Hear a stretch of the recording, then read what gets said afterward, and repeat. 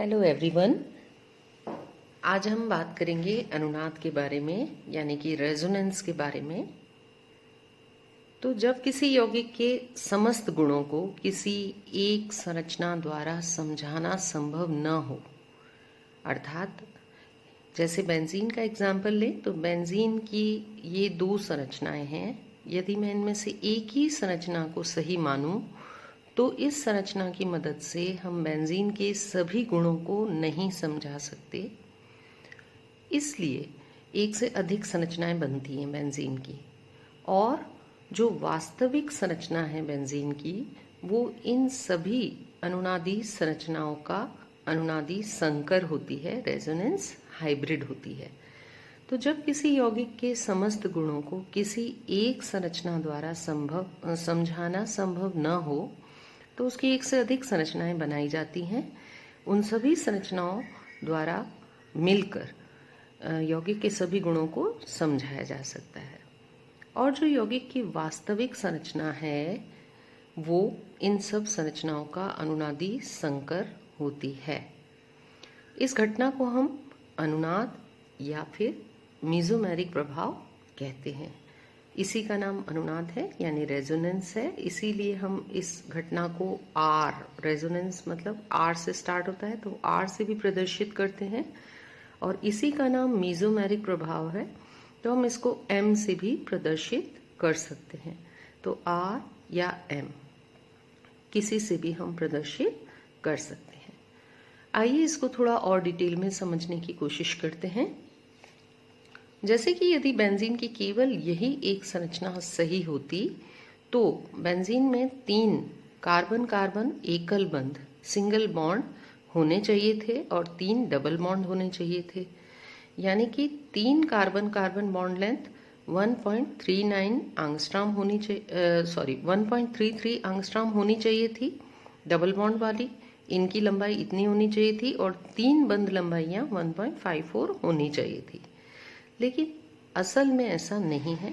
Benzene की सभी 6 कार्बनों की बंध लंबाई समान है, यानी कि 1.39 एंगस्ट्रॉम बंध लंबाई है, जो कि सिंगल बॉन्ड की बंध लंबाई और डबल बॉन्ड की बंध लंबाई के लगभग बीच की नाप है, कह सकते हैं। तो इससे हम ये कंक्लूजन निकालते हैं कि बेंजीन में ये संरचना सही नहीं है। अब यदि बेंजीन की एक और संरचना हम बनाते हैं, जिसमें क्या अंतर है इन दोनों में कि इस संरचना में जहाँ पहले सिंगल बॉन्ड थे, जैसे यहाँ सिंगल बॉन्ड है, तो इसमें वहाँ डबल बॉन्ड हो जाएंगे। तो हम ये मानते हैं कि ये जो पाई इलेक्ट्रॉन है, ये जो पाई बॉन्ड बन रहे हैं जिन इलेक्ट्रॉनों से, ये पाई इलेक्ट्रॉन स्थिर नहीं है, घूमते रहते हैं बेंजीन के अंदर, अपना स्थान परिवर्तित करते रहते हैं। तो किसी समय पर ये पाई इलेक्ट्रॉन यहाँ हैं तो अगली बार ये यहाँ है। अगली अनुनादी संरचना में आप देख सकते हो यहाँ है।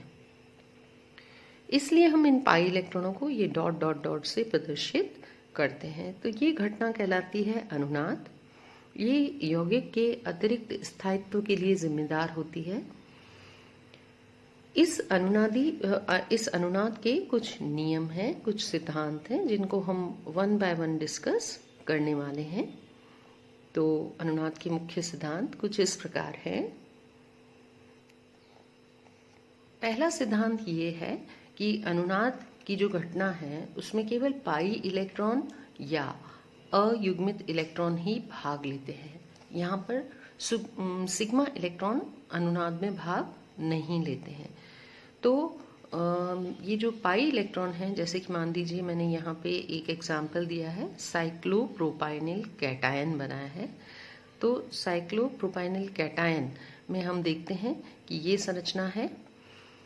अब इस कार्बन पर इलेक्ट्रॉनों की कमी दिखाई दे रही है। इस कमी को पूरा करने के लिए हमारे पाई इलेक्ट्रॉन अपनी जगह छोड़कर यहाँ शिफ्ट हो जाएंगे। तो अगली संरचना ये है। जब ये पाई इलेक्ट्रॉन इधर आएंगे तो प्लस जो चार्ज है वो इधर चला जाएगा। अब इस कार्बन पर इलेक्ट्रॉनों की कमी है, इसको पूरा करने के लिए ये पाई इलेक्ट्रॉन अपनी जगह फिर से बदलेंगे तो प्लस चार्ज की भी जगह चेंज हो जाएगी। तो साइक्लोप्रोपाइनिल कैटायन जो है उसकी 3 अनुनादी संरचनाएं बनती हैं और इन तीनों का जो रेजोनेंस हाइब्रिड है वो इस प्रकार से है। तो हमने देखा कि इसमें सिग्मा इलेक्ट्रॉन जो है, सिग्मा बॉन्ड जो है, उनकी स्थिति बिल्कुल भी चेंज नहीं हुई है, केवल पाई इलेक्ट्रॉनों की जगह बदली है। तो या तो पाई इलेक्ट्रॉन हो या फिर नॉन बॉन्डेड इलेक्ट्रॉन जो कि बंध बनाने में भाग नहीं ले रहे हों, वो अनुनाद में भाग लेते हैं।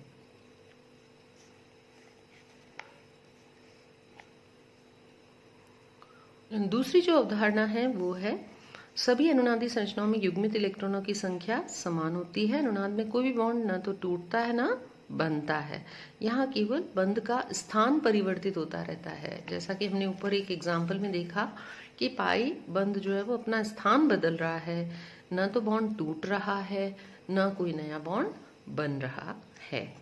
जैसे कि एथिलीन में मान लीजिए मैं पाई बॉन्ड तोड़ दूं और ये संरचना बना दूं, एक एक इलेक्ट्रॉन दोनों तरफ भेज के, तो ये कोई अनुनादी संरचना नहीं है क्योंकि इसमें बॉन्ड टूट रहा है। तीसरा जो पोस्टुलेट है वो ये है कि सारी की सारी अनुनादी संरचनाओं का योगदान एक समान नहीं होता। जैसे कि 1,3-ब्यूटाडाइईन की 3 अनुनादी संरचनाएं बनती हैं जो कि आपके सामने लिखी हुई हैं।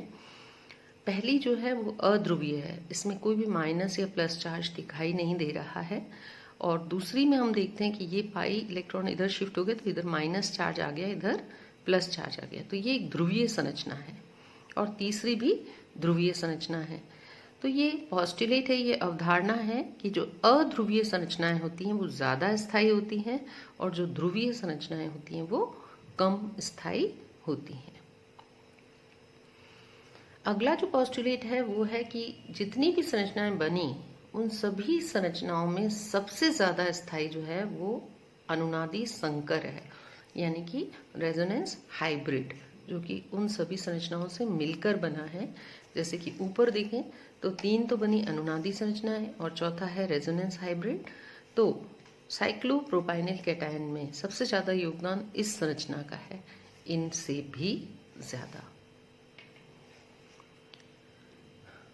अगला है, ये मैं पहले ही डिस्कस कर चुकी हूँ, एक और एग्जाम्पल है। जैसे कि ये कार्बोक्सिलिक एसिड का 2 अनुनादी संरचनाएं हैं, एक अध्रुवीय एक ध्रुवीय। तो अध्रुवीय ज़्यादा स्थायी होती है और ध्रुवीय कम स्थायी होती है। तो ये ज़्यादा स्थायी है, ये कम स्थायी है। अब है आणविक संरचना द्वारा जितनी अधिक अनुनादी संरचनाएं बनेगी उतना ही अधिक स्थायित्व होगा। तो जिस यौगिक की जितनी ज़्यादा अनुनादी संरचनाएं बनती हैं उसका स्थायित्व उतना ही ज़्यादा होता है। एक इम्पॉर्टेंट चीज़ आगे हम डिस्कस कर रहे हैं कि यदि अनुनादी संरचना में भिन्न भिन्न विद्युत ऋणता वाले एटम्स हों, जैसे कि हम बताते हैं आपको वो क्या कहना चाह रहे हैं।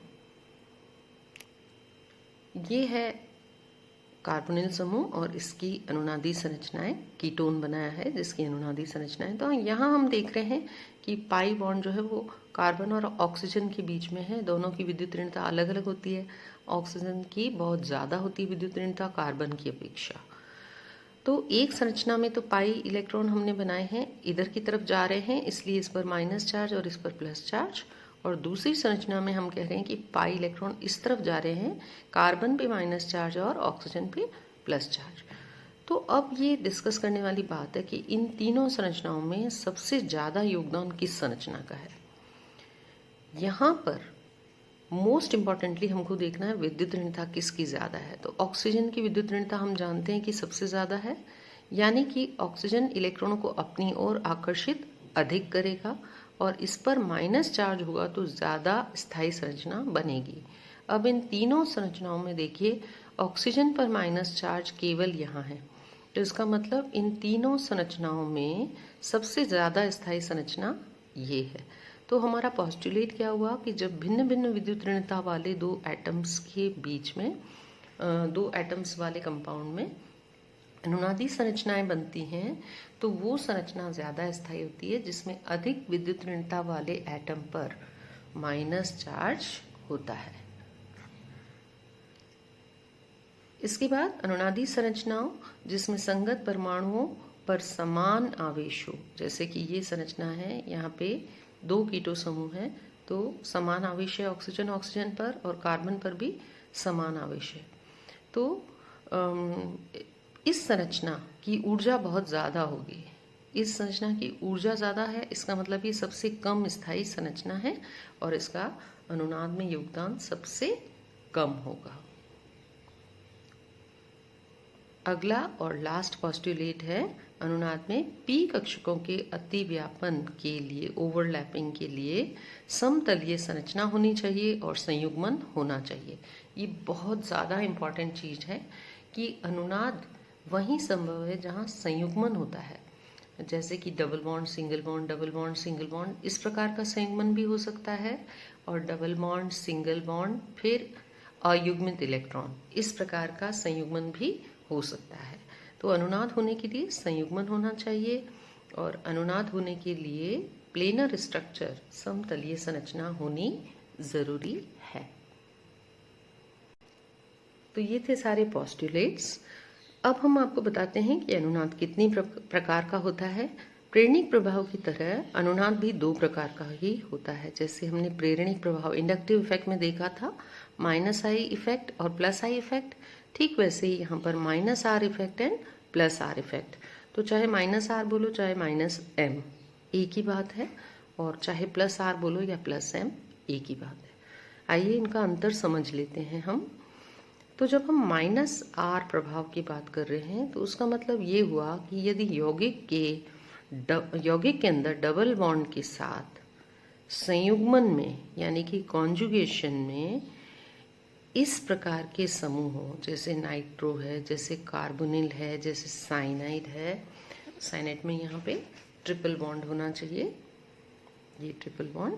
तो इस प्रकार के समूह यदि होंगे संयुग्मन में, यौगिक के अंदर डबल बॉन्ड के साथ कॉन्जुगेशन में, इस प्रकार के समूह हैं जो इलेक्ट्रॉन आकर्षी समूह है, तो ये क्या करेंगे, डबल बॉन्ड के पाई इलेक्ट्रॉनों को अपनी ओर आकर्षित करेंगे। जैसे ये है डबल बॉन्ड और इसके साथ कॉन्जुगेशन में है CO समूह, तो आप देख रहे हैं double bond single bond double bond, ये हो गया कॉन्जुगेशन, और इलेक्ट्रॉन आकर्षी समूह है ये, तो ये इलेक्ट्रॉनों को इधर की तरफ आकर्षित करके अपने ऊपर माइनस चार्ज ले आता है। इसी प्रकार यहाँ पे भी हम देखें नाइट्रोबेंजीन के अंदर भी double bond single bond double bond, यहाँ भी हम देख रहे हैं नाइट्रो समूह इलेक्ट्रॉन आकर्षी है और अपने ऊपर माइनस चार्ज ले आ रहा है। तो इस प्रकार के समूह जो इलेक्ट्रॉनों को आकर्षित करके अनुनाद के दौरान अपने ऊपर माइनस चार्ज ले आते हैं, वे सभी समूह -R प्रभाव वाले समूह कहलाते हैं, या -M प्रभाव वाले भी कह सकते हैं। दूसरी ओर कुछ और समूह हैं जिन पे नॉन बॉन्डेड इलेक्ट्रॉन दिखाई दे रहे हैं आपको। ये इलेक्ट्रॉन जो अयुग्मित इलेक्ट्रॉन हैं ये डोनेट किए जा सकते हैं। तो इस प्रकार के समूह जो अपने अयुग्मित इलेक्ट्रॉन डोनेट कर सकते हैं, दे सकते हैं, यदि ये समूह डबल बॉन्ड के साथ कॉन्जुगेशन में होंगे तो ये अपने इलेक्ट्रॉन उस तरफ देंगे, डबल बॉन्ड की तरफ, और स्वयं के ऊपर प्लस चार्ज ले आएंगे। चूंकि स्वयं के ऊपर प्लस चार्ज ले आएंगे तो इस प्रभाव को हम +R या +M प्रभाव कहते हैं। इसका कुछ एग्जाम्पल देती हूँ मैं आपको। ये एक एग्जाम्पल है विनाइल क्लोराइड का। विनाइल क्लोराइड में हम देख रहे हैं CH2 double bond CH single bond Cl, इस पे अयुग्मित यानी कि नॉन बॉन्डेड इलेक्ट्रॉन्स हैं। तो ये जो समूह है ये अपने नॉन बॉन्डेड इलेक्ट्रॉन्स इस तरफ पाई इलेक्ट्रॉनों की तरफ डोनेट कर सकता है अनुनाद के दौरान। तो ये अपने इलेक्ट्रॉन डोनेट करता है, यहाँ बन जाएगा डबल बॉन्ड। चूंकि इसने अपने इलेक्ट्रॉन दे दिए हैं तो इसके ऊपर आ जाएगा प्लस चार्ज, और यहाँ डबल बॉन्ड आया तो ये डबल बॉन्ड शिफ्ट हो जाएगा इधर और इस तरह आ जाएगा माइनस चार्ज। तो ये ग्रुप अपने ऊपर प्लस चार्ज ले आया है, तो हम कहेंगे कि क्लोरो समूह जो है वो +R इफेक्ट वाला समूह है। ऐसे ही हम एक और एग्जाम्पल देखते हैं एनिलीन का। एनिलीन में NH2 समूह है, ये भी अपना अयुग्मित इलेक्ट्रॉन रिंग को दे सकता है और अपने ऊपर प्लस चार्ज ला सकता है। तो चूंकि ये खुद के ऊपर प्लस चार्ज ला रहा है, इसलिए इसका जो रेजोनेंस है वो +R प्रभाव है या +M प्रभाव है। तो इस प्रकार से जो रेजोनेंस है वो दो प्रकार का होता है, +R and -R। I hope यहाँ तक आपको बात समझ में आई होगी। Thank you. Have a nice day.